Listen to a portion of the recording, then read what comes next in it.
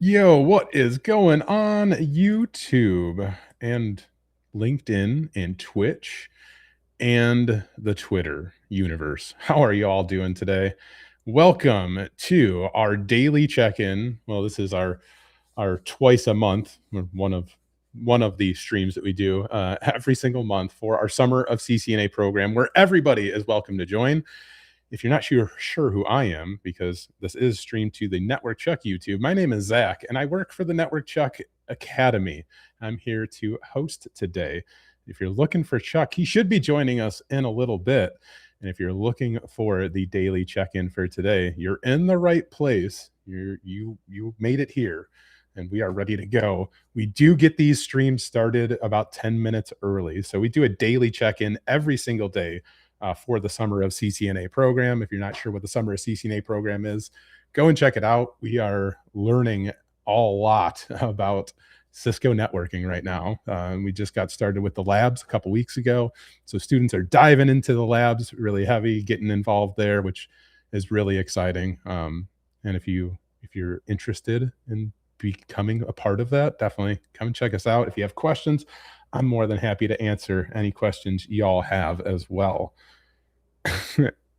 And I will be checking the chat, but again, just so you all know, you're not missing out on anything just yet. We just want to get these started so that everybody can get logged in and be prepared for today's endeavors, which I'm stoked about because we're talking about certifications, which is something that I am very, very familiar with. And I know that Chuck and Jeremy are as well. We have a special guest joining us today, Eric Pope. Eric is actually the one who helped build out a lot of our labs, which is really awesome. He's a really great guy, super smart too. And he just took the CCNA this week. So he's going to help give us a lot of perspective on, the current state of the exam, which is really cool. And hello, everybody in the chat. Where is everybody tuning in from around the world? Unfortunately, we're not solely on Discord. I love to throw this question out to Discord because everybody can throw their favorite GIF in the chat. But unfortunately, with like YouTube and LinkedIn, you can't really do that. So where's everybody calling in from today? I am calling in from Illinois. So 2 hours outside of Chicago, in the middle of nowhere. And again, I'll probably say this reminder a couple times. If you're just joining us, we get these streams started a few minutes early so that y'all can get logged in and ready to go. But in about 5 more minutes, we should be joined by Jeremy and Chuck, and we're going to talk about certifications today, which, again, it's a very exciting topic for me. Chicago, Illinois, that's right. Represent Chicago. Love to see that. Mystic Silvermoon, you're saying that getting your CCNA is the most chaotic and exciting thing you've ever done. I love to hear that. Good luck to you in your endeavors. Codism? What, you're setting up zero trust network for your home lab from Fortinet. That sounds like fun. Yeah, we got people from all over the world. UK, Saudi Arabia, we got Belgium, Nigeria in the house, Canada. I love it. Ghana. Oh my gosh. No, I am not Chuck. If you're joining, hello everybody. My name is Zach Hill and I work for NetworkChuck Academy. And I help host these daily live streams that we do. I've done a lot of other things as well, but y'all aren't here for me. I know. But I am here to help you. That is my job. That's what I get to do for NetworkChuck Academy, is help as many people as I possibly can learn something new. And that's my purpose. Like, that is my purpose in life. So it's exciting for me to be here with NetworkChuck, the Academy, Jeremy, of course, and the whole team. It's really great. Very excited. Chuck should be joining us any minute. He's still, I believe, in Vegas for Cisco Live.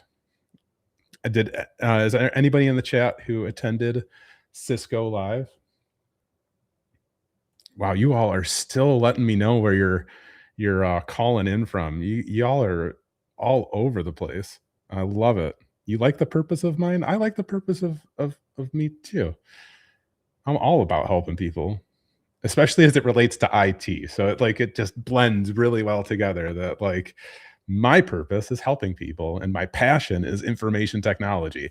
And I get to blend those two together, and it is the best experience for me because I get like the best of both worlds.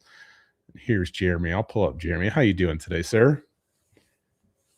Uh-oh, you're muted. I don't hear you. Is it me? It could be me. It very well could be me.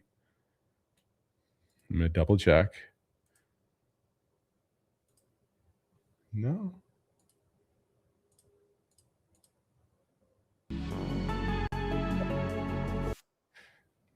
Who's clicking buttons? I hear the audio from the stream, but I don't hear audio from you, Jeremy. He broke it. This is another reason why I try to get these things started a little bit early too. Oh, here's Eric too. Hey, Eric. Hello. I got Eric. Jeremy. Better? I can hear you now. Yeah, better. Oh. Yeah, my whole browser froze. It was like, I'm unresponsive. Would you like to? I was like, what the? So, how many tabs do you have open right now, Jeremy? I don't know. Well, can you still hear me? It just went unresponsive again. So now it's so. I think I'm gonna have to exit and come back in. This is why we started a little bit early. This is exactly why. Yep. Go ahead. All right, cool. Let me bail and restart Chrome. No problem. See you in a few. So yeah, if you're joining us, we do get these started a little bit early so we can, make sure that everything is working properly. So if you are here joining us, you're not missing anything just yet. We are joined by Eric Pope today here. I mentioned that earlier. Eric took the CCNA this week, so he's going to talk a little bit about his experience there, which is going to be super exciting when we get to that point. But thank you for joining us, Eric. We do appreciate that. Yeah, no problem. Yeah, just at the airport, heading back home after Cisco Live. In warm, sunny Las Vegas. Yeah. Sure. There's Jeremy. How you doing now? Feels better now. There's it was like, I'm in. So Chrome just needed to be kicked. So, sometimes it needs that. Chrome can be finicky. Eric, so good to see you. Thank you for making the time. I know it probably was not easy to get to the airport and find a quiet space at the airport to get there. How was Cisco Live this year? It was good. I always enjoy Cisco Live. It's a bunch of coworkers go and hang out, see all the different vendors, and some good breakouts. I went to a good troubleshooting breakout, so yeah, it was fun. Very cool, but not as cool as last year. Yeah, you're not here. Yeah, no. Last year it was fun. Chuck and I went to Cisco Live, and he brought his whole team, and we ended up going to dinner. Eric joined us. It was cool. I had as I think back, that was probably one of my favorite parts of the whole trip, was just hanging out at dinner and everybody's talking. Is good time of connection. I believe Chuck should be joining us. He gave us the thumbs up, but I don't think so. No, you don't think so? Let me give you the reality of Cisco Live for a Chuck, because I went through this last time I was there. When you get to Cisco Live, like, he is in like the mecca of Chuckness, right? Like, as you walk around, when I went last year, it was funny because I haven't been to Cisco Live in a long time. Last year was the first time, and the minute I showed up, people are like, Jeremy Chara, and so you end up getting invited to a whole bunch. So I guarantee you that Chuck, with the best of intentions, was like, I will be there, and somewhere there's a mob around him being like, can you sign my book? So that is the way of Cisco Live. Yeah, absolutely. Well, all right, we can go ahead and get started. So welcome everybody to one of our 90-minute check-ins for the summer of CCNA. We do these twice a month. So twice every month, we do a live show where it's open to everybody in the entire world. So if you guys want to join us, ask questions, or just hear what the program's all about, these are definitely great opportunities for you guys to come and check that out. If you haven't signed up for the Summer of CCNA program yet, you still can. You'll get access to all the premium labs that we have there, and you'll be able to follow along with us, which I want to say a huge shout out to Eric for helping put together those labs, which are phenomenal. Also want to give a shout out to Skillbit, because Skillbit is helping us host a lot of these labs for us, and they've been phenomenal. So thank you again to Skillbit for helping us out there. Let me make sure I get a link to them in the chat. There you go. Fantastic resource for y'all as well. But yeah, if you guys also haven't joined the Discord, please make sure you join our Discord as well, because that's where we try to keep all this communication together. And it's very much a community feel where we can come together and help each other out. And I want to give another huge shout out to all of the members of the Discord, especially our mods, because y'all have been phenomenal in helping support all of our Summer of CCNA students, and even the students yourselves. Like, I'll give you guys all a round of applause as well, because you guys have been so incredibly helpful for one another. And I love seeing that. You know, for somebody who just loves helping people, watching other people do the helping is always like such an amazing thing to see. Y'all are paying it forward, and I cannot express to y'all how much we appreciate that. So thank y'all for being part of the program. Today, we're going to be talking about certifications, which we'll talk heavily about the CCNA certification for sure. And we have some questions queued up already, but Eric's here to share his experience with it. But yeah, if you have questions, you throw them in the chat. We'll see if we can get to them when we can. But I'm going to pass it over to Jeremy, because I know he's excited to get started. So go ahead. Great. And I am too, because each time we're doing this, it gets better. I'm going to try this right now. I'm going to click show. You got it. Zach, it works. So we've made the move from Discord over to YouTube for a lot of the chats, and this allows us to reach so much more. And Discord, we were blowing it up. We had so many people in there, the video streams would cut out and all of that, and so it took a minute. So now we are here. And yes, like I'm looking at the little questions here. They talk about the changes in the CCNA course that are supposed to be coming. Yes, we will. And some of the advice there. But let me also make sure I mentioned, why is Eric here? We always bring Eric along to some of the key sessions.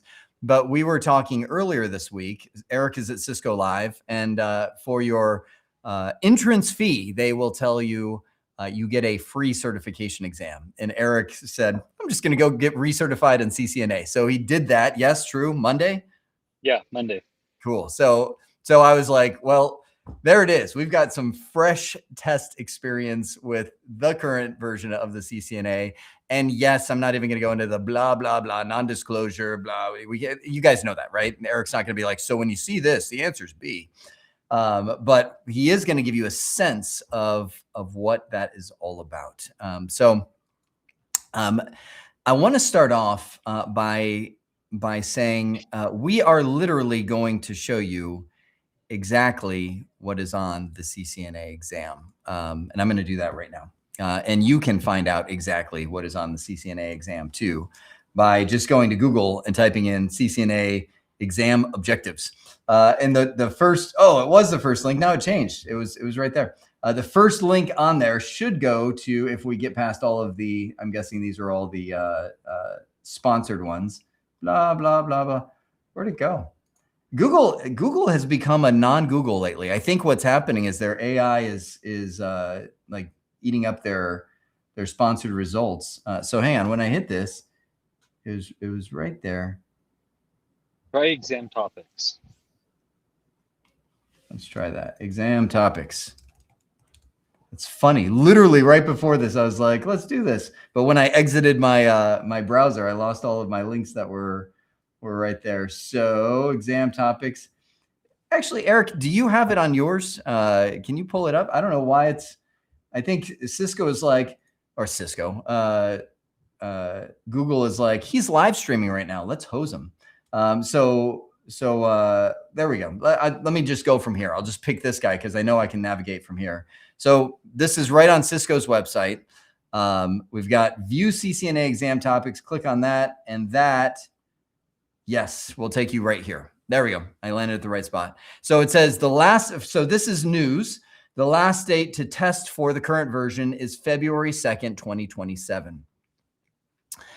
Let's start there on just the questions for this. Everybody immediately asks, okay, Should I take the old version or should I take the new version? I will tell you succinctly, take the old version. Take the version right now. Because one, it's right now. Like, we are in the middle of June and you've got what, almost more than half a year before the new version is even available. And immediately, if you're like, oh, I'll just wait for the new version, you park your motivation right there. But the second thing is there's no, like, Eric, if you look at your CCNA, your transcript, there's no one that sees like Eric was a CCNA, 0.5 or 1.0, or you're a CCNA or you're not. Right. So go after it. The new version is almost guaranteed to be harder. They always increase that. So I'll stop right there on that. Take the old version. The new version is, they just announced this a couple weeks ago, and there it is. So right down there is the exam details. It is $300 per attempt. There's a whole soapbox I want to go on there, but I'm not going to. 120 minutes is how long you have to take it. Pass-fail result available online within 24 hours. No, right then. When you finish the exam, you have that moment where it's like, are you sure you want to end the test? Yes. And calculate, and boom. And Eric, let me ask you, I'm guessing still works the same way? Yeah. So you push the button, the printer starts printing down the corner. You stand up, you walk over to them, they hand you pass, and they say either congratulations or good luck next time. Yep. And your stomach, like, we'll go through the emotional impact in a little while. But right here, this is where you expand it. If you're like, okay, what do I need to know? 1.0, network fundamentals. Explain the role and function of network components. If you can go in and explain the role and function of a router, check, you're prepared. Can you explain the role and function of a layer 2 and layer 3 switch? Actually, it's funny enough. Yesterday's live stream, when we were doing it, we inadvertently stumbled into layer 3 switching. There you go. Yesterday's live stream literally checked off this exam objective cold. What does the layer 2 switch do? And what does the layer 3 switch do? We even got into SVIs, switch virtual interfaces, and all of that. That's it. So down and down and down you go. I mean, for those of you that have been with the Summer of CCNA and you're keeping pace with the course, I guarantee you are already looking. You're like, oh, I know what the MAC address table is, the CAM table. I know what the MAC, like, it's literally, Eric, when you're studying for the exam, now I know you probably went in, my guess is spontaneously blind to the CCNA exam on Monday. Yes. Pretty much. I mean, so a little bit of background. I've initially got my CCNA, I don't know, 15 plus years ago. Renewed it once after that, let it expire. And that's why I went back this time. I was like, oh, it's expired, let's renew it. And so that's why I took it this time. But I was helping some coworkers study every once in a while, but I wasn't really studying myself. So I was freshening up, but yeah, went in kind of blind. Yep. And so if you were studying, which Eric did not, and that's just because Eric's got plenty of real world experience, and I know he could do this cold. I'm not going to ask you if you passed, but actually I'm going to ask you if you passed later. Did you pass? I did. Oh, okay. It's just like, we may ruin the credibility of this entire stream right now, but I just got to know. So Eric is now recertified CCNA. And there's a big difference between knowing the stuff and being able to pass the exam. It just is. So when I'm studying for an exam where I have to prepare, I will literally go in and print this stuff out, expand each one of these. Nowadays, copy and paste it to a thing, or nowadays just go into AI and say, put this into a checklist, little boxes next to it. And as I'm feeling comfortable, I use 3 forms of check. I either don't check it, which means I'm like, I'm going to wing that one. And so let me pause right there. As you're preparing, you will not, unless you are like, I don't even need this exam. I'm at Cisco Live. I'm going to take it just because I'm here. You will not know everything on the exam cold. I always look and I go, okay, if it's blank, that means I just ran out of time and I'm not even going to study, for example, routing protocol code. I don't even know what that is, routing protocol code. But I'm assuming communication, or how to configure routing protocols. But I would not I would be like, I don't know what routing protocol code is. Network mask, next stop. So again, in the AI world, I would take this whole thing and I would paste that into AI and be like, what is a routing protocol code? Eric, I'm just going to ask you because that one caught me off guard. I'm like, I've never even, this is probably somebody who is non-technical that wrote the summary of this is my guess. They might have a typo in there. Who knows? They've been updating it recently, so who knows? Yeah, could be. So nonetheless, no check means I haven't done it. A check means I know how to configure it. A check plus means I know how to configure it and troubleshoot it. The ultimate level of competence is you not only know how to set it up, but you also know how to troubleshoot it when it is broken. It's one thing to memorize commands and go, yep, that's it. But what happens when the OSPF neighbor doesn't form correctly? Know how to figure that one out? That's the check plus. And that's where so I will look and I'll be like, okay, as I'm going through, I'm studying each one of these. My whole goal is to get as many initial checks as I can. Eric, do you take, when you study for an exam, do you have any special approach that you're like, this is the way? So I definitely take notes. I lab a lot. I mean, that's the thing. I think having the hands-on experience really makes things make sense to you. And so as you're going through material, it's like, can I do this? And the best way to find out if you could do it is to lab it. So there's definitely things you're going to have to memorize. But it's easier to memorize something if you have context. And so as you gain that experience, you're able to retain a lot more about the subject. Yeah, so. Absolutely. And I'm going to wave to the guy. I just saw this comment. I was like, there's a guy behind you, Eric, that every now and then turns around. It's like, what's going on back there? He's like, oh, it's the summer of CCNA happening right now. So hat tip to the guy behind you, Eric. So let me now go to, okay, how do you register? All the exams are done through peer view.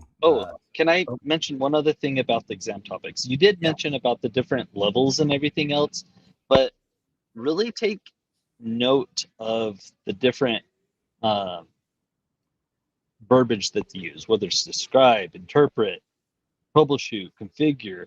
Like those really, really matter and really tell you how deep you need to study. I don't know, two things, like some people don't even know that this list exists and they're just grabbing a book, reading a book, and think that's how they need to study for the CCNA. If you're not following the exam topics, you're gonna waste a lot of time. When I say waste time, you're just not making sure that you're covering the things and you know what's on the exam. Like it's not a waste of time in the sense that you're gonna learn things, you're gonna get more competent. But if you want to be more prepared for the exam, know the exam topics. And then know those levels of how deep to go into each subject. And know which, like another part is the grading. Or the percentages, the weights.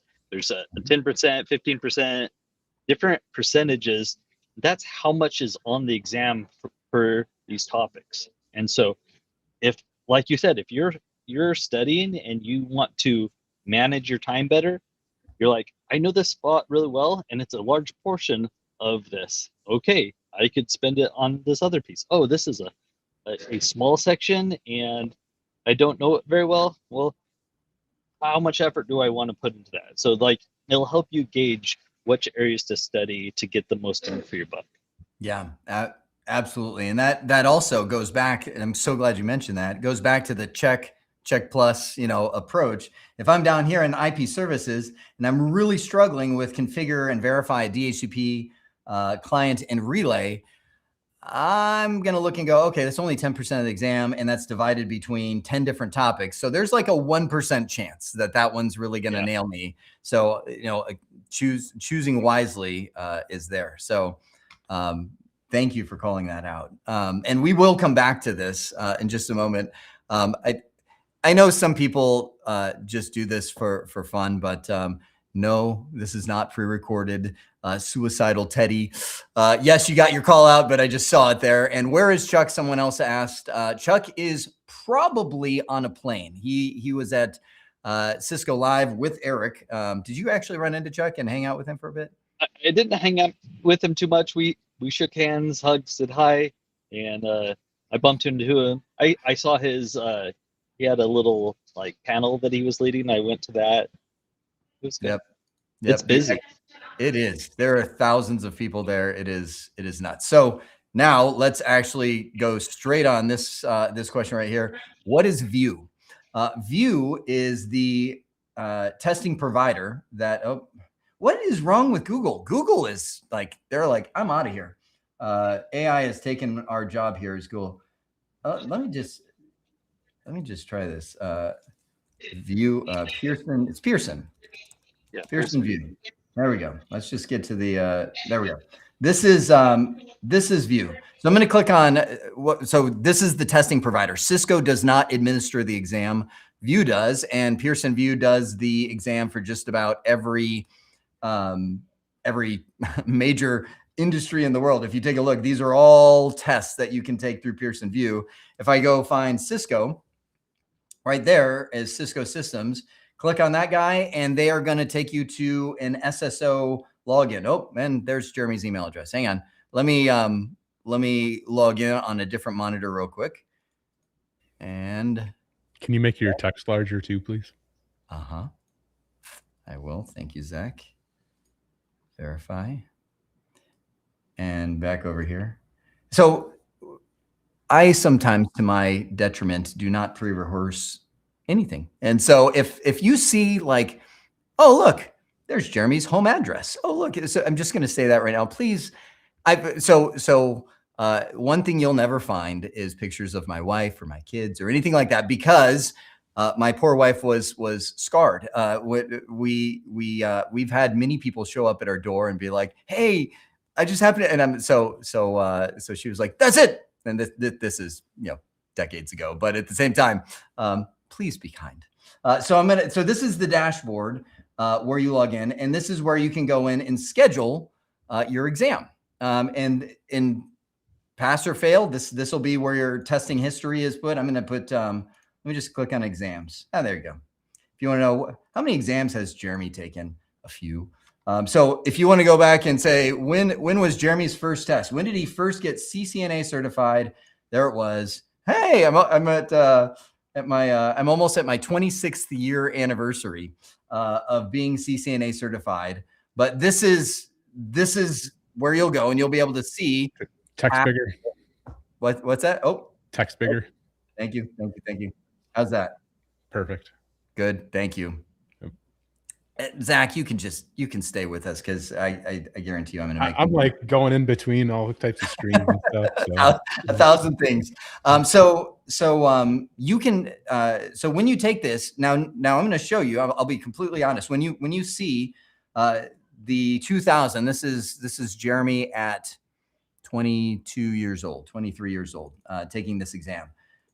People look and they go, "Oh my gosh, you must be a brilliant mind." It's like pass. Remember, this is a time long before there was simulations, long before we're going to talk about this, but you are the only one that has access to this, right? Like by time I had moved from 2001, I was taking the CCIE written exam, right? And pass. But then you start seeing like, oh, things started getting harder. Like notice we moved from some exams to IP telephony troubleshooting, right? Okay, a little more practical there, fail. And as you go further and further in my transcript, it starts getting mug. Okay, fail. And I can tell you'll remember each one of those. like I can be like, okay, 2005, 21 years ago. Yeah, I remember that day. It was a bad day. But you are the only one that has access to this. If it takes you a million tries to get certified, It's not an issue at all. Nobody sees that except you. At the end of the day, all they see is CCNA. And I think I hit probably 5 different things that we could discuss as I was just walking through a little bit of that transcript. Also keep in mind, I'm gonna say this: you are you. People look at a transcript like that and be like, "Oh my goodness!" Like, realize that was a stage of my life where I was paid to get certified in a lot of things. Cisco, Microsoft, Novell back in those days, like that was my job. So you would probably be like, if I was paid to sit and study 8 hours a day and figure out exams, I think I could do pretty well too, right? So the comparison game is not a fair game to play on that. So let's regroup and look at CCNA first off from a certification exam perspective. Eric, I'm going to ask you a question. I'm not sure where you're going to go with it. So, did you need the CCNA to get a job?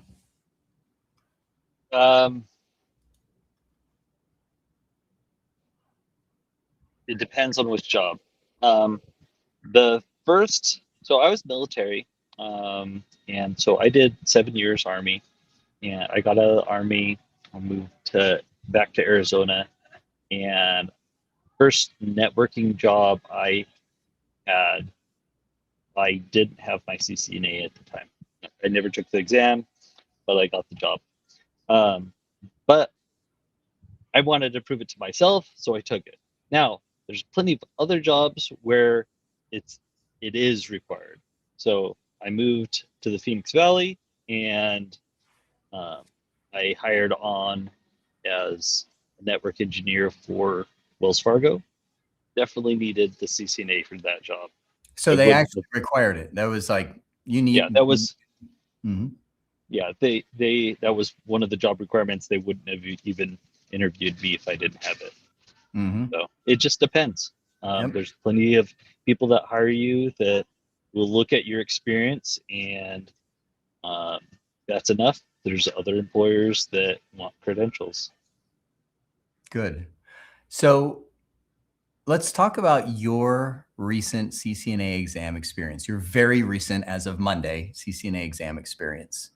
First question I have for you is, you've done networking now for decades of your life, right? Like, yeah. Military to Wells Fargo, school districts, you've done so much networking. How well does the CCNA map to what you actually need for the real world? It actually helps, I think, quite a bit. The thing about the CCNA is any networking equates to Cisco. And so if you're learning the topics, you're understanding how packets flow through a network, that is all relevant stuff that having the CCNA will allow you to know. I mean, being able to understand encapsulation, decapsulation for frames and packets, and how they traverse, and how the MAC addresses change throughout the network, and different things like that. That's all good troubleshooting experience that makes you a better network engineer. And so I really think it helps out a ton. I'm all about getting that experience, and it's a great way to get experience. Awesome. Good. And I will share, that is my experience as well, is CCNA. And I will, you saw that transcript. It goes all the way back to 2000 and beyond. And that's why we did Summer of CCNA, is taking that exam and actually stepping into the world of networking. That was where I was like, okay, I know what I want to do forever. Like, before that, I was already teaching Microsoft and Novell technology. Getting the CCNA, I was like, this is actually like immediately applicable to things that I absolutely need to do, and I could make it work. And there's no, if you have to reboot to fix an issue, you're probably not in the Cisco world. Like it's so stable, reliable, and consistent. I saw one of the questions, somebody said, networking has pretty much stayed the same for decades. It is stable, reliable, consistent by design. Like there's always new things coming out, but at the core, the CCNA exam I took in, when was that? June 19th, 2000, is still the same CCNA topics, like the heart of it, still the same thing that you're seeing nowadays. Second question for you. And then I want to hit some of the questions that are actually coming in. There's so many good questions I've just seen through the side. Even people asking about your military experience. So I'll leave that to you if you want to answer some of that. But looking at the current CCNA exam, what's your sense? So I'm going to give you some options. Is it very real world hands-on troubleshooting? Is it more like, okay, if you know the concepts, you're going to get this? Is it very troubleshooting, like you got to fix this stuff oriented, which is what they're saying is going to be the big difference on the new CCNA exam? Give us a sense of the topics and how you'd suggest people prepare. So the funny thing is, this is the third time I've taken the CCNA. The first two times was kind of that dark period where they stopped doing simulates. Like my first two exams were no simulates. So this is the first time that I had to do simulates, part of the CCNA, which was good. I mean, it was a good exam, in my opinion. It was difficult, even for me. I didn't ace it. It was a hard test. They challenged you. They weren't questions that were, what is this type of thing? It was like, look at this thing and tell me X, Y, or Z. They asked questions in a roundabout manner to see if you understood the concept. And so it wasn't that they went out and asked you something point blank. It was they asked you something in such a way that you had to understand what was going on to answer the question. So I actually thought it was a good question, a good exam. Let me give an example, I think, and tell me if this is the style, because I don't want you to obviously give away any topics. But so when you say it, like they would have a multiple choice question that maybe has the output of a few switches up there, and they're like, what's the most likely cause of PC1 not being able to ping PC2 or something like that? And you have to look at the configuration. You're scrolling up and down. I'm making this up. Is this the style where it's like, you're not going to know that unless you can really assemble what this network picture is like? Yeah. Yeah. And so that was another thing, is literally those types of questions was a lot more than the other times I took the exams. Is there was a lot more command outputs that you were evaluating. And so that's where like labbing and things really come into play. And like you don't see those in textbooks really that often. Yeah. I mean, they tell you the command, they say, this is how you set it up, but they don't have tons of command output. They have some examples, but when you're in there and you're doing it and you're did part of it and you did the command before you've done the, like a show command before you've configured something, a show command afterwards, like that's huge compared to just seeing it in a textbook and be like, okay, it's there. It doesn't mean as much as when you could see the difference in how your configuration actually affects the system. Awesome.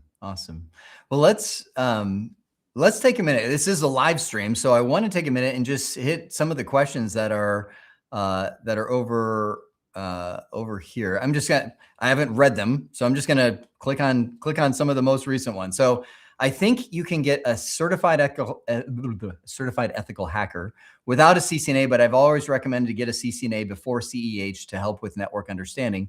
Maybe Jeremy and Eric can give a clearer answer to that. I have an opinion, but I'm curious of yours first. Would you suggest somebody just go straight into like security? I'll say cybersecurity, or get a CCNA first? Well, what I'm always surprised is how other IT disciplines know little about networking and how it is a hindrance to them at a certain point.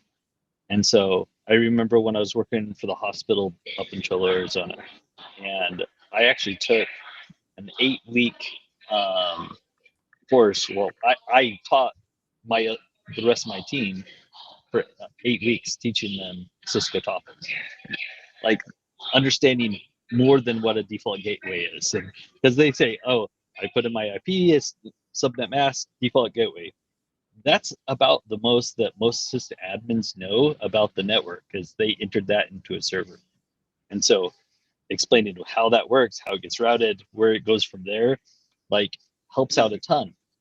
Now, taking that into cybersecurity, that's where you do all your root cause analysis, the pivoting that happens on networks of how things come in and pivot to other parts. Like, you have to be able to trace and understand that flow of information through the network, because if you can't understand that flow through the network, you can't secure it.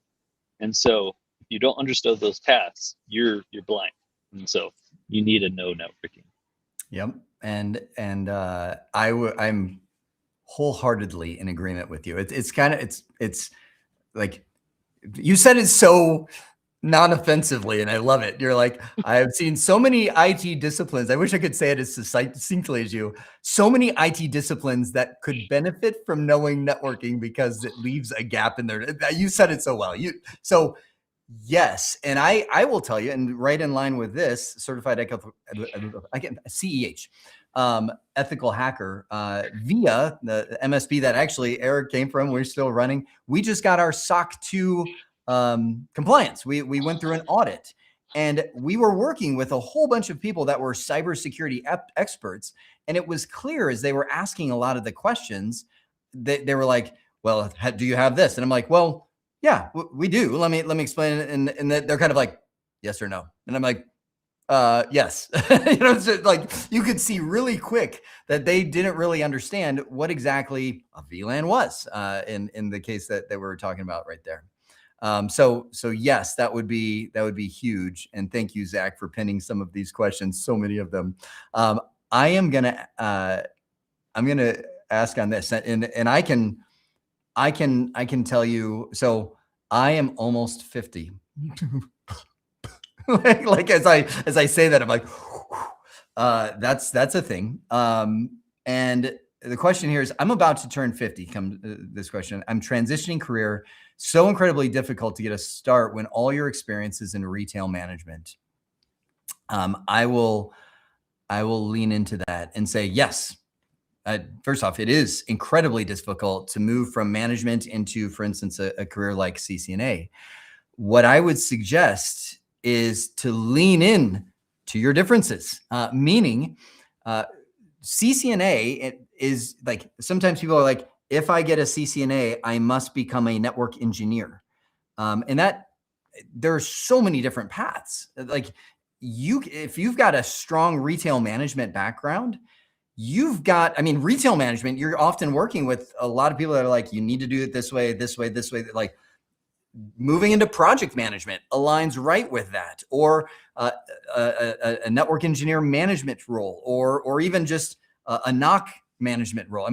So get the CCNA and lean into all the experience that you bring that a 20-something getting a CCNA would not have, because they may be able to run circles around you technically because they literally lived it while you were in the retail management world. But at the same time, you bring so much other experience. Eric, I'm curious of your perspective there. Yeah, so especially in large organizations, there's a lot of collaboration between teams. It's very siloed and everything else. And being able to break down those silos and be able to talk to different people and collaborate is actually huge in IT, because most IT people don't. You can just put the period right there. Most of them don't. They just want to be left alone. I just want to configure my device. And it's such a rude awakening when they find out, oh, there's teams and coordination. And right. Eric, you're working with a huge team now. And yeah, it's a thing. You answer this one first. I'm curious of it. Would you say it's still worth pursuing the CCNA if you already got a Network Plus, but no pro experience beyond labbing? What do you think? Absolutely. Network Plus is an interesting certification. That's one of the 3 CompTIAs that I actually never got. I got my A Plus and Security Plus, but not the Net Plus. The thing about the Network Plus, it's vendor agnostic. And so it teaches you the OSI layers, TCP/IP, a lot about different protocols, how things work. It'll even talk about de-encapsulation. So it gets into a lot of different theory and different things about it. So it's a great foundation because of all those things. But like you said, there's not really much practical configuration. And that's where you start understanding things, in my mind anyway, is when you start doing it and you do it wrong, how to fix it, and all these other things. When you make it practical, that's when you're gonna kind of level up. And so that's kind of what the CCNA allows you to do, is like get the actual hardware, make these configuration changes, do them wrong, and pull your hair out until you figure out why it's not working. And then you know better because you've been through the hard knocks. Yep. I have nothing else to add to that. You're 100% right. Network Plus, it's a good exam. I have taken it. And it's a good exam. I walked away being like same feeling that you got, Eric, when you took CCNA. You're like, that was a good test. Like I walked away, I was like, I felt good after taking Network Plus. But that said, very much like agnostic, no configuration, which is the heart of networking. Let me answer this one. Are you able to use a cheat sheet? So I'm guessing on the exam. Are you able to use a cheat sheet with commands, or are you expected to remember commands? So no, you can't bring in a cheat sheet of command that actually is called cheating. So you can't do that. You can't, like, I know I don't know. I don't know. I've heard that some places let you bring in like 1 page full of notes, but maybe that's, yeah, no, nothing was, so no. But the other, I want to go into the, are you expected to remember commands? Yes and no. This is your first experience with simulets, Eric. Describe the simulators. How did it feel? Was it real? Do you have to memorize and remember exact syntax, or what was it like? I would say yes. The reason why I say yes, because you can do question marks. It is actual iOS. It's running Cisco CML in the background.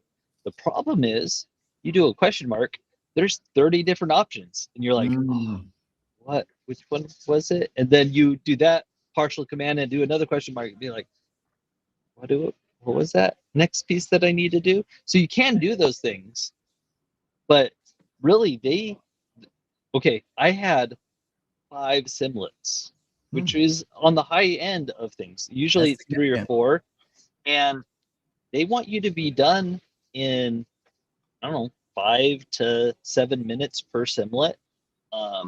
And so if you're spending lots of time searching the commands and trying to remember how it worked, it's going to eat up a lot of your time. You still might get through it, but that's where labbing beforehand is great, because you're like, can I do it without following the lab guide? Can I do it with just being tasked to do configure single area OSPF? If you could do it that way, you're prepared. And so that's how I would grade myself going into an exam, is any of the ones that say troubleshoot or configure or even evaluate. Do I know those commands off the top of my head, that if it says evaluate or configure, I don't have to look up the syntax to do it, because that'll just allow me to have more time for all the other questions. Yep. And I agree with you. And it's hard. I twitch because it's hard for me to say memorize commands because it reminds me, if I were to pull up that transcript again, you would see on there CCIE practical exam, San Jose, California, fail. CCIE practical exam, California, fail. It took me 3 times to get the CCIE practical exam. And that's where you actually are flying to San Jose or some other Cisco location, spending a full day configuring the most bizarre network you've ever dreamed of. And the very first time I took the CCIE, I literally tried to memorize all the Cisco commands, which tells you just how much I was not prepared. I was like, okay, if they ask this, and I literally filled, those little yellow pads. I filled a yellow pad, just pages after page of like, okay, here's all the OSPF commands. Like I treated it like a memorization exam, and it so was not. And so that's where I like when you're saying I would recommend memory. I know you're not thinking like if they ask me to configure OSPF area 0 for network 10, like I'm going to write all those but you should have a general sense because you don't want to be hitting question mark and be like, what, like you've never seen that list before. So the thing is too, on this topic, I wanted to bring up one other thing around syntax is sometimes there's more than one way to skin a cat, but they'll ask for a specific one. So set up OSPF, but do it on the interface. Oh, I know exactly what you're talking about there. Multiple ways to configure OSPF networks, which that's down the road. We'll talk about that. But so they actually are going to guide you of like, you need to do it that way, even though you could do it. It's a full CML. You could do it another way, but they're saying, you know how to do it that way. So yeah. Okay, fair enough. I will say that might be worth memorizing some commands. Next question. Does the CCNA hold value in 2026? I'll grab this one and say, yes, absolutely it does. So it's one of the reasons at NetworkChuck Academy, we went this route. And I was like, this is the 7th most valuable certification in the world. And it's pulling data from the number of employers asking about it. Eric just shared, he wouldn't have got the job at Wells Fargo if he didn't have it. It was like, you need this or else you're not getting a job here. And so that's why we did it. And yes, it very much holds value. And because they make it hard. The thing is, it's not an easy test. And so like it's doable, but they pride themselves in making a difficult test because they want to show value to employers. If everybody could just go and whip it out and get it easily, it wouldn't show value to employers. And so they make it difficult enough so that employers know that you put an effort towards it. So it shows that you have dedication, you know the skills to do networking, like it has good value. Yep. All right. The ultimate topic on everybody's mind when they take a CCNA, subnetting.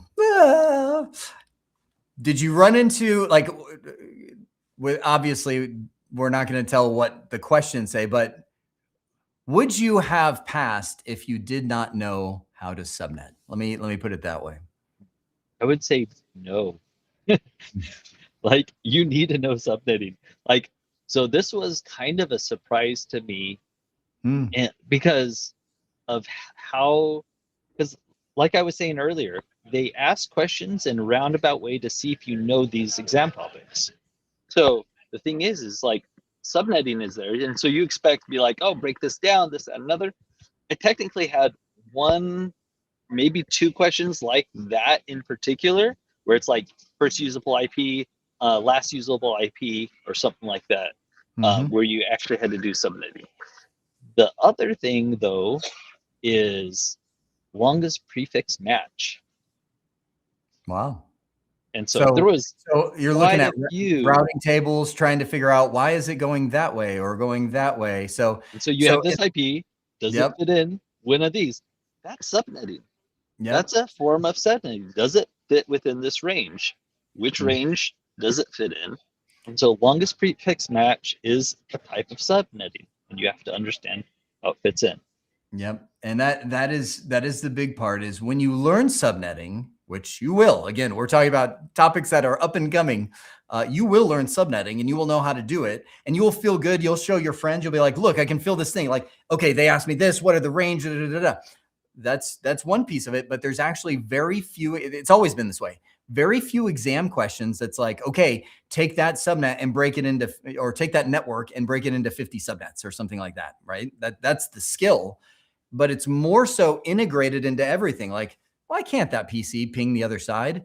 And there's a variety of things. Why can't the default gateway be reached by this device? And obviously we're talking about the topic, but it's going to be buried in the big old scenario to where you're like, oh, got it. You know, there, it's outside of the range. And so because of the custom subnet mask, it didn't work. So subnetting, I agree. So one other thing that was a surprise, IPv6.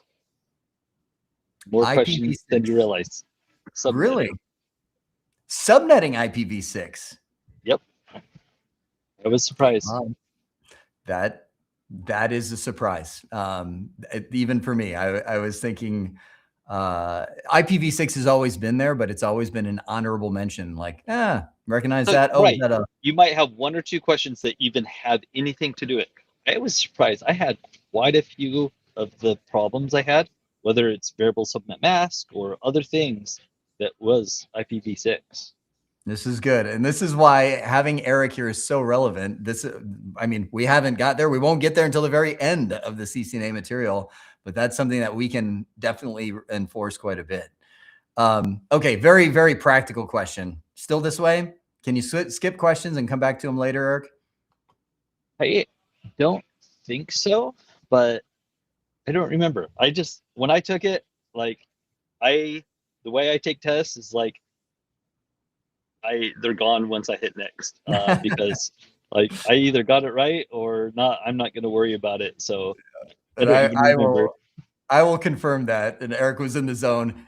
They are gone. Once you hit next, you cannot go back to the previous question on here, which is painful at times, because you'll see later on, you're like, oh, that was the answer. And then you're like, because the questions just kind of work that way. Does the CCNA expire or need to be renewed? Yes, it does. It expires every 3 years.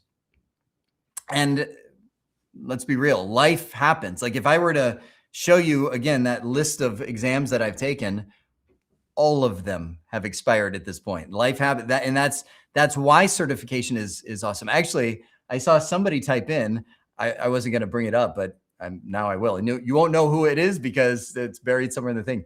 They're like, certification, whatever. That's why I got a college degree, is because then I don't have to worry about any of these exams and things like that. And I was like, interesting. But I will say the reason they expire is because technology changes.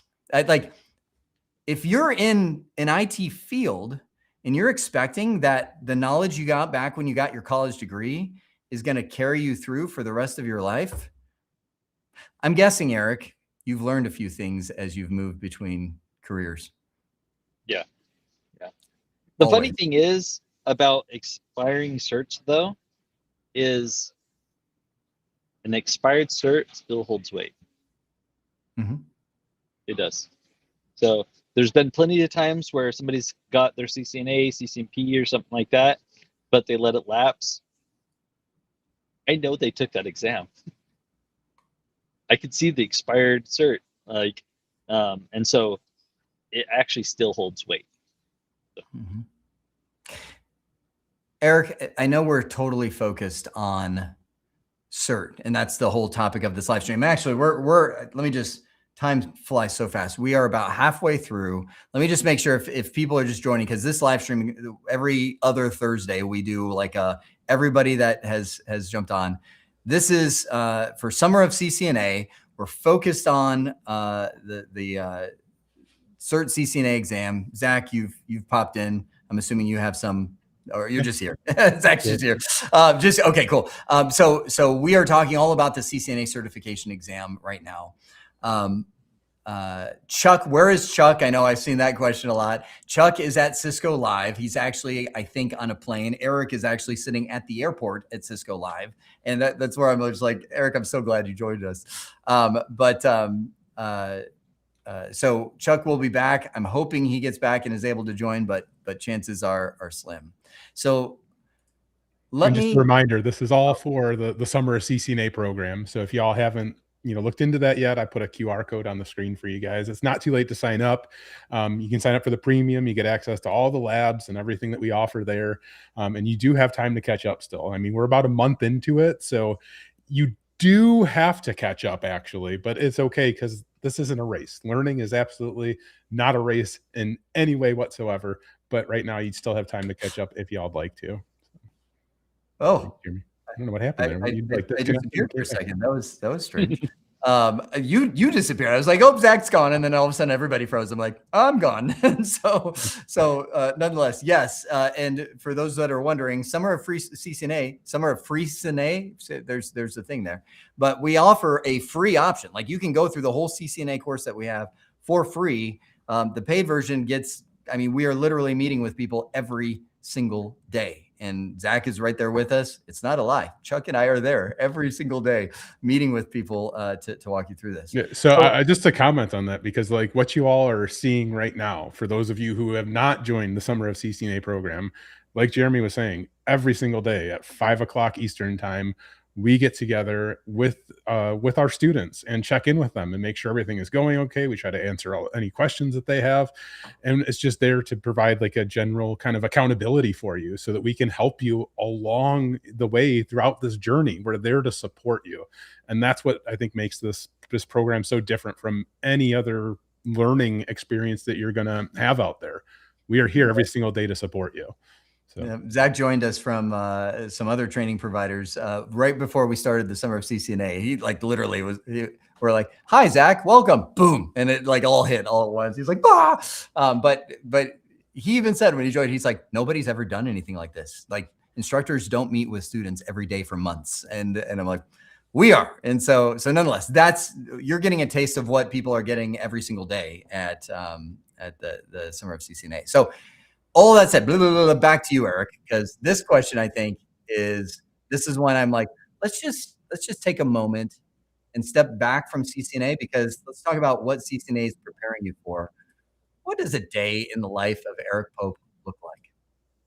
Man, could be so varied. It's so hard because the thing is, like, I manage firewalls, data center switches. I even have some F5s in my environment. I have routers.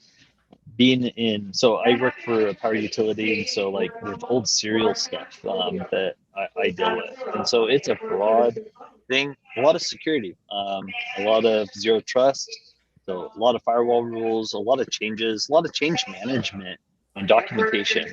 Especially working in a team, I've definitely worked in small teams and large teams. Small teams, documentation isn't very well maintained. Large teams, it's not either necessarily, but it has to be a little bit more because you're blind, because you're the one that didn't do it. And so if you didn't do the work, you don't know about it unless it got documented. And so documentation is super helpful. You don't want to necessarily go overboard with documentation, but it needs to be at that right level so that you can support the rest of your team, or they can support you. But yeah, a lot of scheduling things, a lot of prep. I definitely do a lot of labbing or configuring stuff before. So there's like this last year, I did a big switch lifecycle. I lifecycled about 90 switches across 2 data centers. And one of the things that is an issue is we're a power utility. And so downtime is an issue.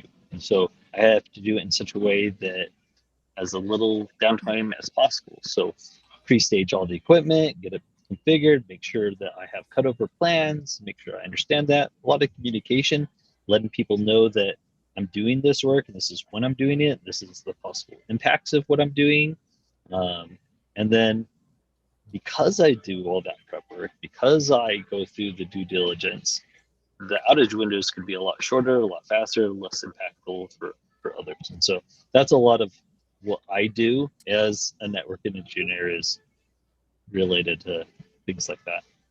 And it's completely different than what Eric did at VIA. He worked at VIA with me. You joined right after COVID. I remember that because you came into a dark office. Like we were all like, we don't know what to do. So we were still in that phase of life. And it was, I mean, Eric literally walked into an everything on fire all the time sort of state. So he was like putting things out. And so it is wildly varied. And I want to answer this question too, but actually before I do, let me yank that off there. Cause I want to, Zach, with you here, I want to talk about cert exam specific emotional impact. Meaning when you take a certification exam, it will be either the best day of your life or the worst. It's just the game you play. You gotta dance the dance. Zach, I know you've taken exams just like we all have. What is your sense of the emotional impact of passing or failing? And did it stop you from continuing to go back and try again? So I'm going to take this probably differently than what people are going to expect, but failing my Security Plus was the best thing that ever happened to me. Shut up. Yes. It was not. Come on. 100%. It was the best reality check. It was the best way to indicate like where I failed on the exam, which was phenomenal because they give you those, results. But this was the first time I've ever taken an exam. It's the only certification that I have. And I had no idea what to expect. And that was the biggest hurdle for me personally. Like that's what terrified me the most. And what made me happy that I at least got to experience it, even though I failed it, is I at least got to understand what that experience was like. Walking into the testing center, signing up for it, taking your picture and all of that, right? And then sitting down in a computer lab with other people there who were taking completely different exams.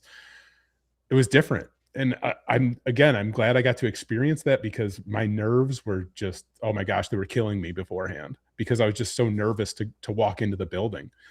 So going through the first time and failing the Security Plus, while it was very upsetting for sure. I remember having like literally tears in my eyes, like, oh my gosh, I studied so hard for this.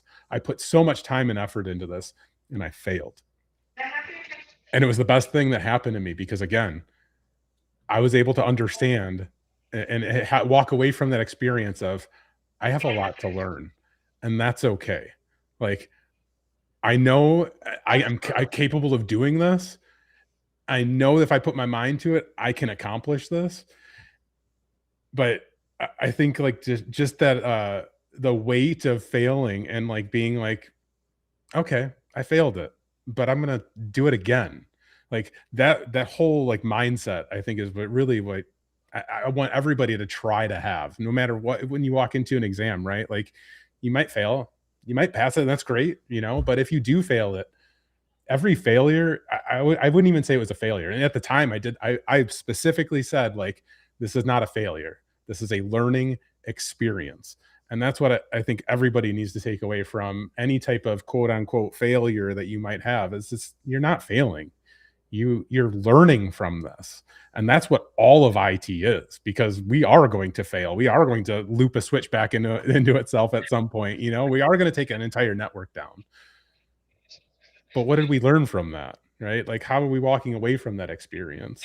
And that's, again, that's how I took it. And I think it was about a month later, I studied, I looked at the, said, hey, you failed in these different domains. And I came back and then I crushed it. And then that was the best feeling because I had the entire emotional roller coaster from that, of like the low to like the absolute high of like, oh my gosh, I just passed this exam. All that hard work, like it paid off. Like, even though it sucked at first, like we came back and crushed it. Yeah. And I think that's just part of everybody's experience. We're all going to go through those ebbs and flows of things, but it's how we look at those ebbs, I guess, right? Those are the downs, and how we walk away from those, and what that does to us as we look forward, right? Yep. Absolutely. Can I jump in for a second? Yeah, go for it, Eric. So, I have so many thoughts, so please take it. I put off taking my CCNA for so many years. I was in the Army for 7 years and never took it. Like, I could have, but it was a fear thing. Like, I was Wow. like, yeah, it was. Like, because I've never, that was the first certification I ever took, was the CCNA. And so how long were you working in IT? At the 14 years. So it was about 16 years, I think, for me. I was working in IT for 16 years before I ever took my first certification. It was crazy that I waited that long. Like, it was just crazy because it was a fear thing. It's like, what if I fail? Like, what if I'm not where I think I am? And so that's the thing, is like, what people say to do, and I totally agree with it. You're starting to plan right now. You're going to do the summer CCNA.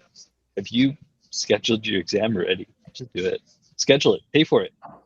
You have a due date now, and you have money on the line. Whenever you put money on the line, you're more willing to do it. And so I would do that. And then even if you don't think you're ready, don't waste that money. Take the test, because it gives insight. Like Zach was saying, now you know exactly. You've gone through the experience. You've done the thing that makes the unknowns go away, because now you know what to expect, what to do going into there.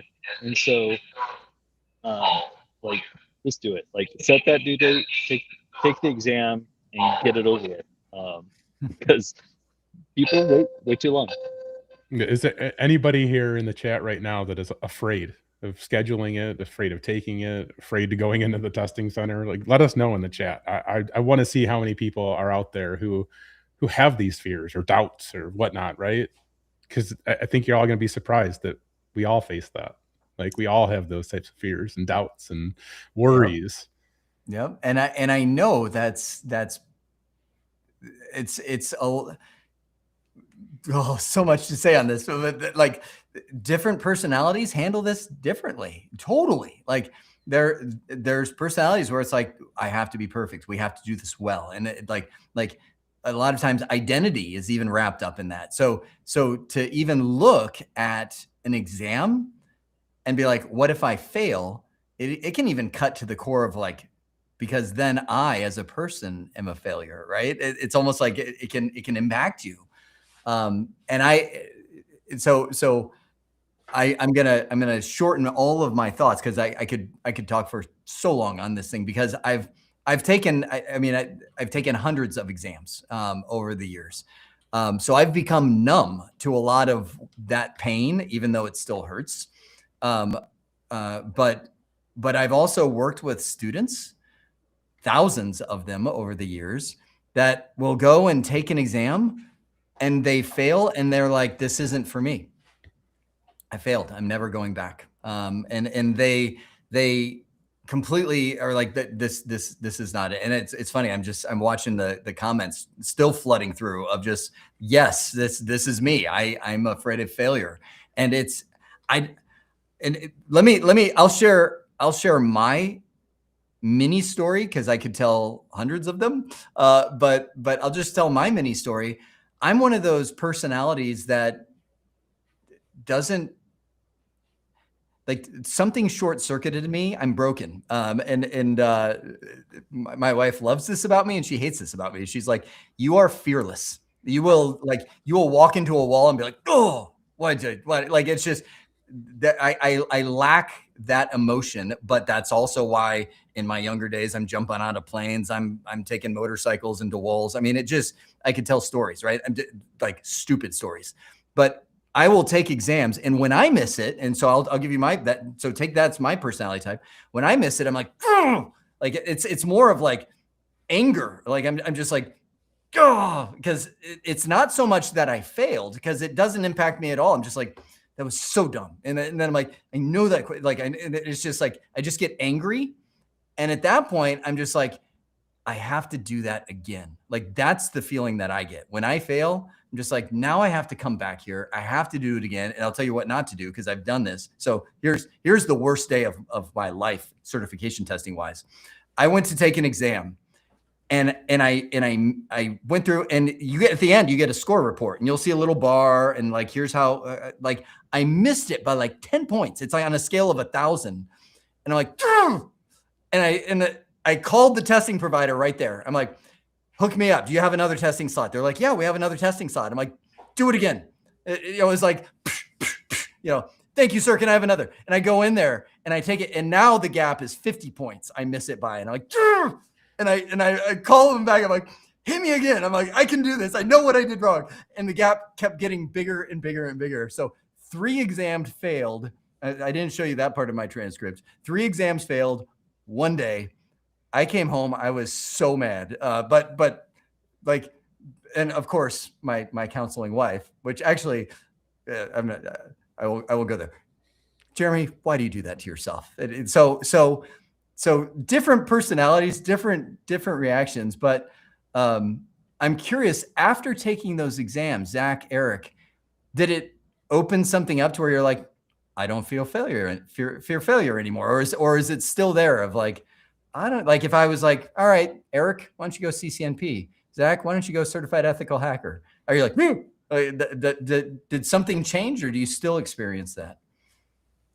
I think it's still there, but it's different, because you have experience now. You've been through it before, so like, there's certain aspects of it are gone, so you could do things because you've done them before. But there's always that, what if I don't pass? Like, did I do enough? Do I really know this topic? Do these things? So, but like you said, it could be fuel. It could help push you along and make sure that you do what you need to, which I kind of do already because of that, because I always go in feeling, I don't think I know this enough. So like, I think I mentioned this to you when I started at VIA. Like, I went through your course a complete time the second time I took my CCNA, because I was like, there's things that I'm sure I just don't know. So I'm just going to go through everything all over again because how funny. Because I was like, I want to make sure I didn't miss anything. So like, I'll do things to myself like that, of like going through material I already know, which I shouldn't do. I should be more practical about understanding my failure points and studying those. But yeah, it can be a big motivation to when you have that pressure. Yeah. And what's the worst that's going to happen? I mean, the worst I think that's going to happen is you're out of money, right? And believe me, I trust me. I know how hard that is, and that is the absolute worst part of it. But like, you fail, right? Like, we're all going to fail in life. Like, honestly, I'm sorry to like say that to you. If nobody's ever told you that before, I'm sorry, and I don't mean to be like harsh with that. But at some point, we all are going to experience failures, and it's how we pick ourselves up after that. And it's getting the word failure out of your head. And it's embracing, like, I'm going to pivot. I'm going to adjust. I'm going to treat this as a learning experience, first and foremost, above all. Like, you can be in your head about it for a couple of minutes afterwards. Believe me, like, that's fine. Take a few minutes, cry it out. I did that. I'm not ashamed to admit that. But after about 5 minutes, I was like, all right.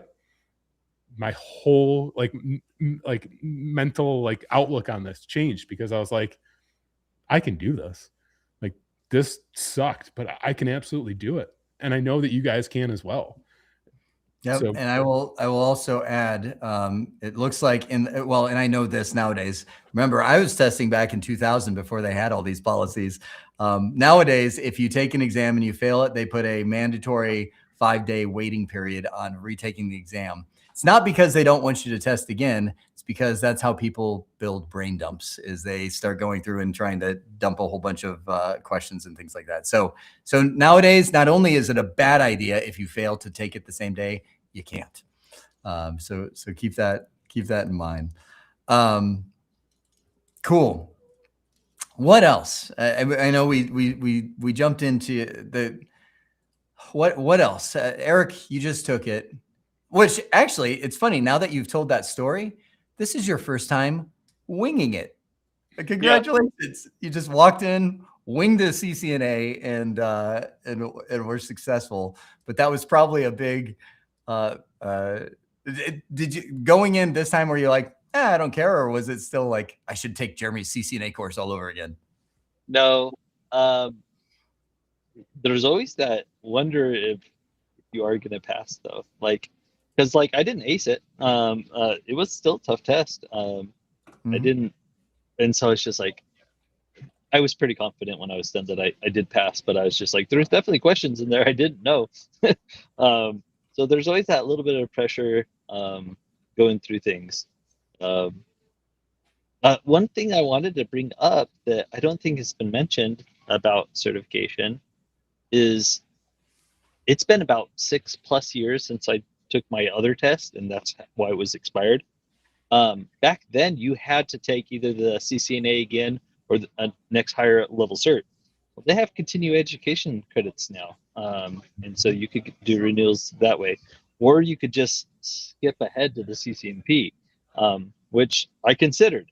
I was like, I'm not ready for the CCNP. I'm not going to take it. I could retake the CCNA and pass that. So, but I actually do think I'm going to start going through the CCNP and take the NCAR. Awesome. I think you will. It will be so cool for you. You're in the best spot to do the CCNP. You're in a career that's using it, and you will start filling in so many cracks and be like, oh, I didn't even know that. It's fun to be where you're at. So hey, Eric before this one, because Eric he winged it, right? But I've seen this question come up a few times. This is actually one of them right here. It's perfect because this leads right into it. Yes, yeah, absolutely. So Daniel's asking, after finishing the summer CCNA program, how long should I wait before scheduling the CCNA exam? And what would be the ideal time frame after completing the program to take the test? Yeah, which led into we had a bunch of questions of like, how long should I study before I take the exam? Mm-hmm. Do you guys want to chime in on that? Because I have some thoughts too on that. I would say as soon as you're done.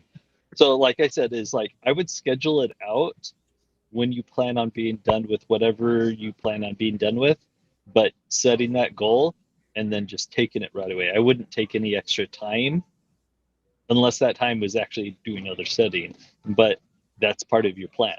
So I would always schedule it so you have a deadline, because that's where ADHD, the pressure builds as you get through something.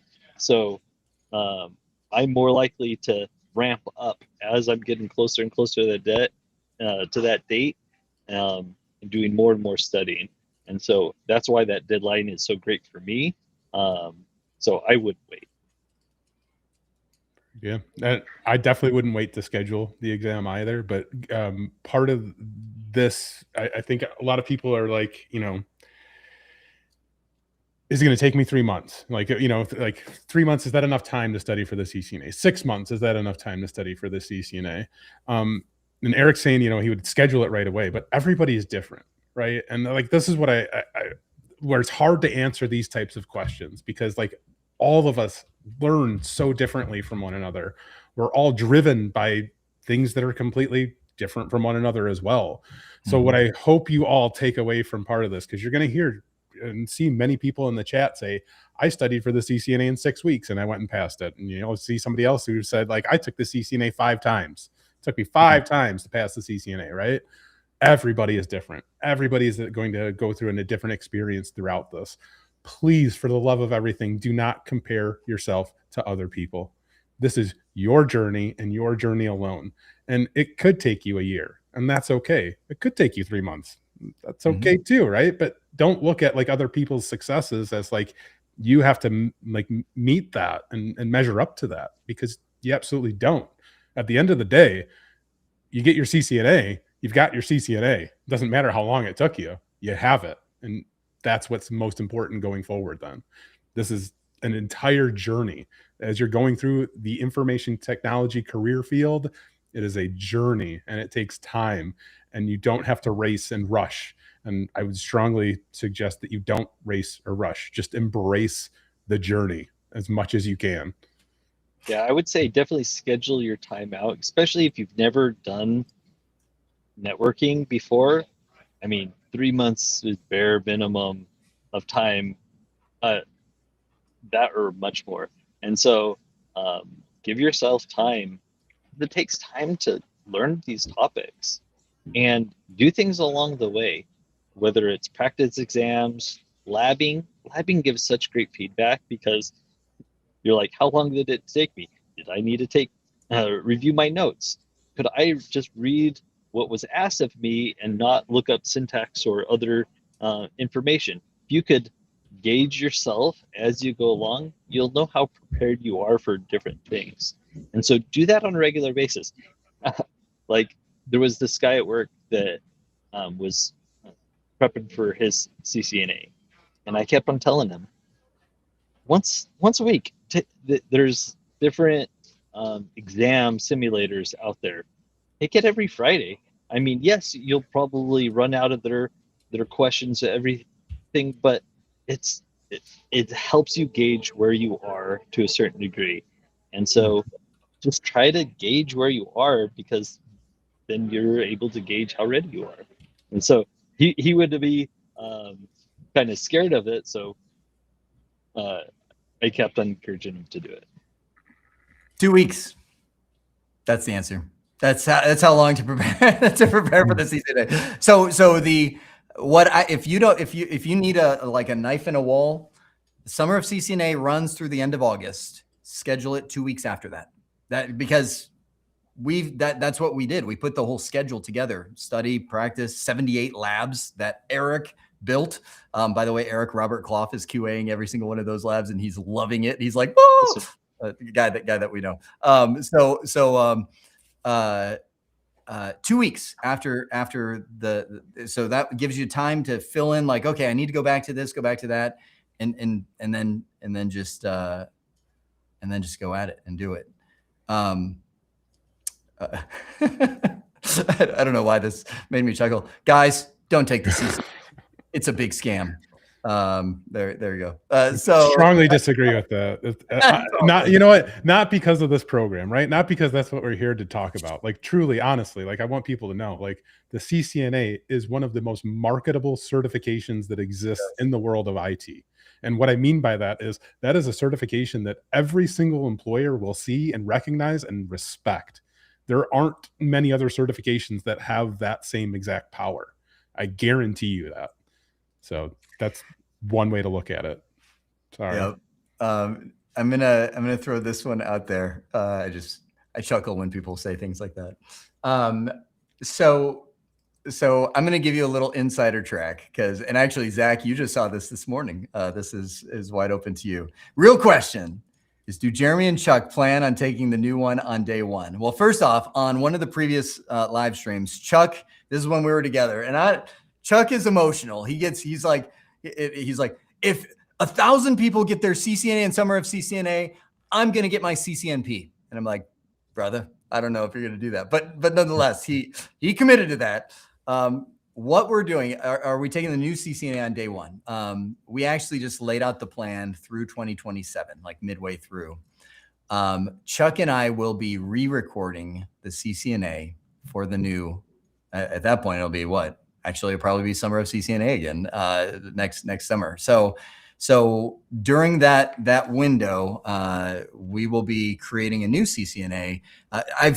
This will be, it's like the Matrix, where the agent was like, this is our 9th time destroying the Matrix. I've recorded the CCNA so many times. Sometimes I've got little Lego guys on there. Sometimes I've got Castle Ryzen, Coffee, RFP. I do it different every single time, and I guarantee you something bizarre will hit me and I'll be like, ooh. So we don't patch courses because you get weird, like, oh, you look so much younger there, Jeremy. And it's just like, so it'll be a completely new one when we get there. And of course, Micah says, but you should. I don't know. That's a response. You should take Jeremy's CCNA course again. I know people are going to ask. I know that we answered this already earlier in the stream, but since you brought it up, that we are going to be not re-recorded. We're going to be recording new content for the new CCNA. Should people wait to take the new CCNA? I just want to stress this again. All right, Eric, you're shaking your head. I think we mentioned this at the very beginning. We did. What do you think? Yeah, I mean, why wait? And because the thing is like, it leaves you the pressure, it pushes that date off. It's so easy to put exams off. Don't wait. Just do it. Like I said, I waited way too long before I took my first cert, and I should have done it so much sooner. You can go and take the current CCNA right now up until I think it was like February 22nd of 2027 or something like that. If you take the CCNA right now on February 22nd, on that date, February 22nd, 2027 or whatever, that certification is still valid for 3 years. So up until 2030, that certification is still valid. Nobody's going to look at that CCNA and say, well, it's not the current one, we're not going to take this. They're going to look at it and say, oh, you have a CCNA, you're certified. Nobody's going to judge you for what version that certification is. Eric, you just took the CCNA on Monday. You said you didn't ace it. You missed something. Did the test show you what questions you got wrong? Not the questions. So you have the different domains, and they grade you in the different domains. And so you'll kind of get a range within that domain of how well you did.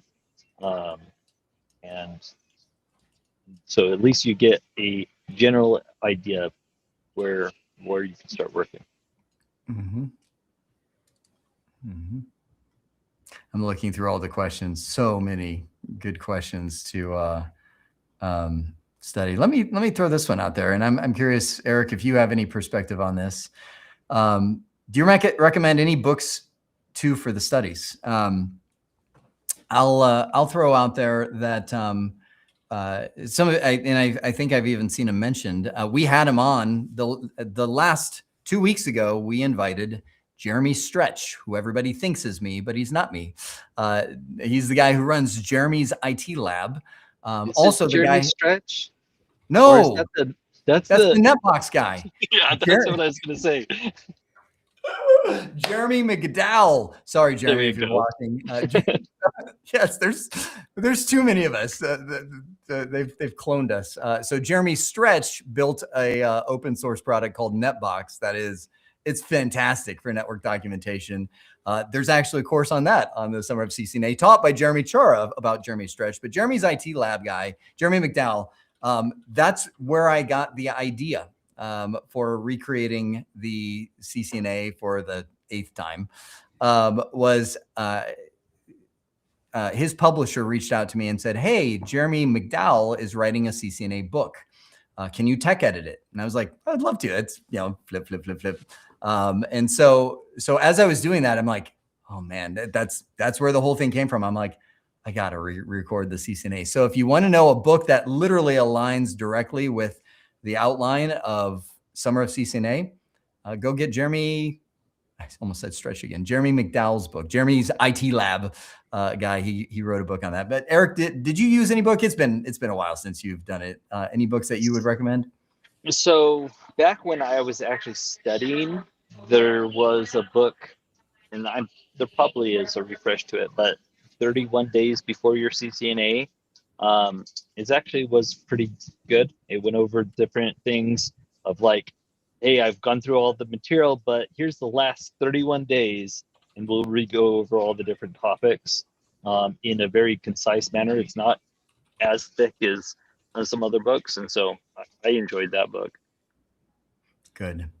I want to throw this one out there. This Mustarb said, loving the free Summer of CCNA. We have literally 35,000. There's probably way more. I haven't even pulled the stats lately, but when we started it a month ago, there was 35,000 people that had signed up for Summer of CCNA. And this is one of them. I love the free tier of it, but a budget stops me from buying labs. Can a zero budget student pass without them, or unbiased? Should I switch to Jeremy's IT lab for its free packet tracer labs?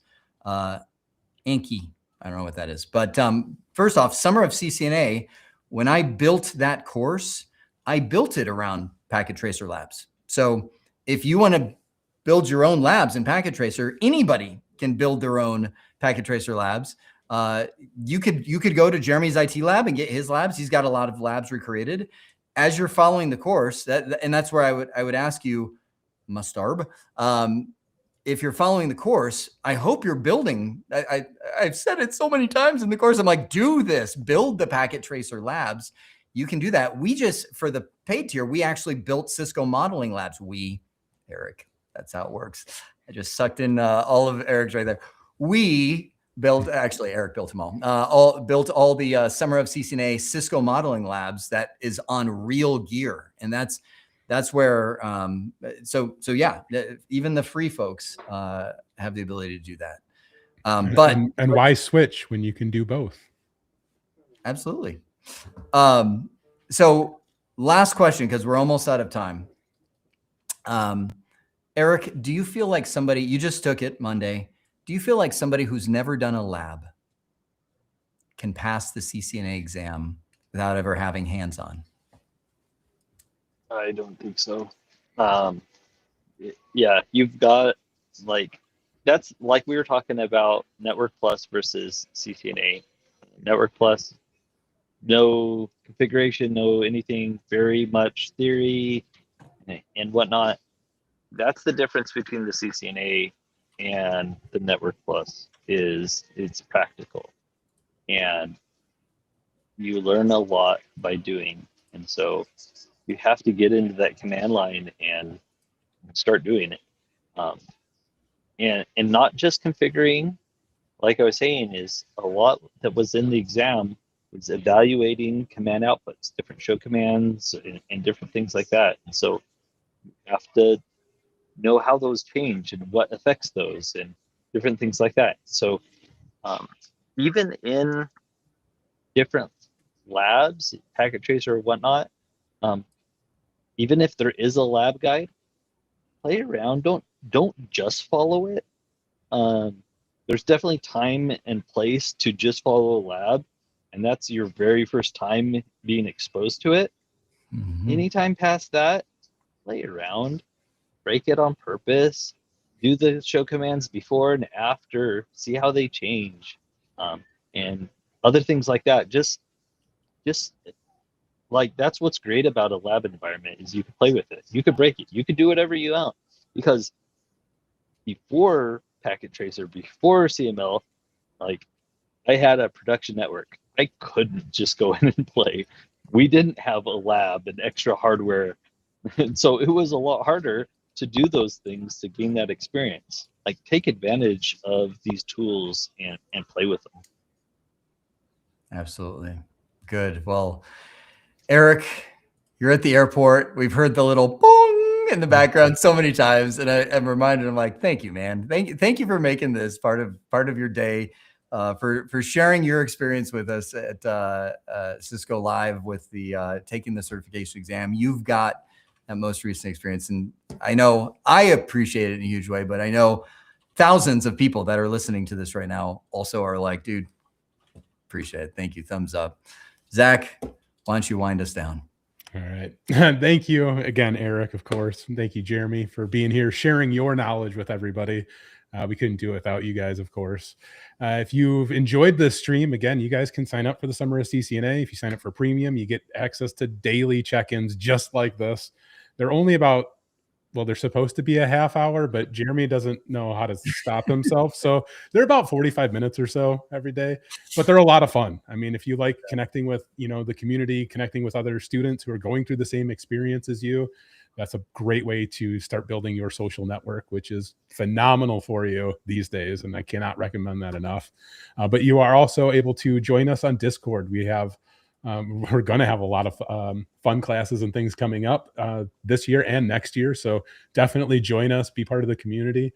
And we'll be doing this stream again, just like this, in about 2 weeks. So if you guys want to come back and join us for that, you can do that as well. And every single Tuesday now we do Ask Me Anythings on Discord, where everybody can join. So if you guys have more questions that you want to ask about anything IT related, please join us on Discord and connect with us. We would love to have you there. But until next time, or tomorrow for some of you. We'll see you all then. Have a great day. Take care, everybody.